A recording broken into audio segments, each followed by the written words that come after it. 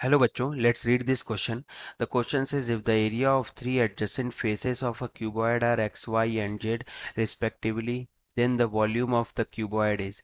तो हम देख लेते हैं यहाँ पर की कॉन्सेप्ट की कॉन्सेप्ट हो जाएगा वॉल्यूम ऑफ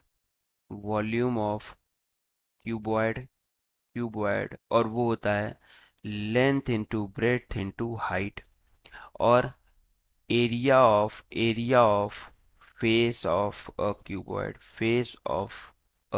cuboid यानी किसी भी फेस का आप एरिया अगर ले रहे हो तो वो क्या हो सकता है L इंटू बी हो सकता है या फिर ब्रेड्थ इंटू हाइट हो सकता है या फिर हाइट इंटू एल हो सकता है। तीनों में से कुछ भी हो सकता है, डिपेंड करता है आप कौन सा फेस ले रहे हो।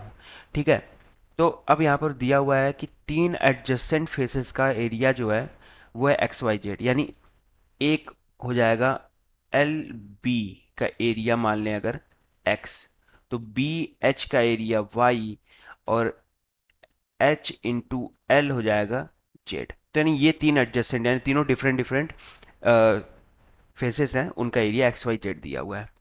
और तो वॉल्यूम जो होता है वॉल्यूम ऑफ अ क्यूबॉइड वही हमें बताना है, वो होता है L into B into H.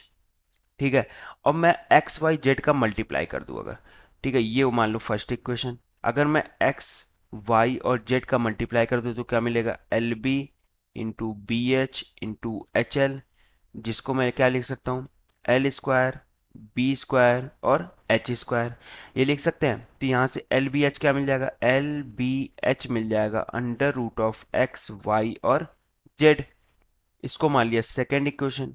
अब फर्स्ट और सेकेंड इक्वेशन को कंपेयर करो तो वॉल्यूम v मिल जाएगा हमें under root of X Y और जेड, जो कि हमारा आंसर हो जाएगा।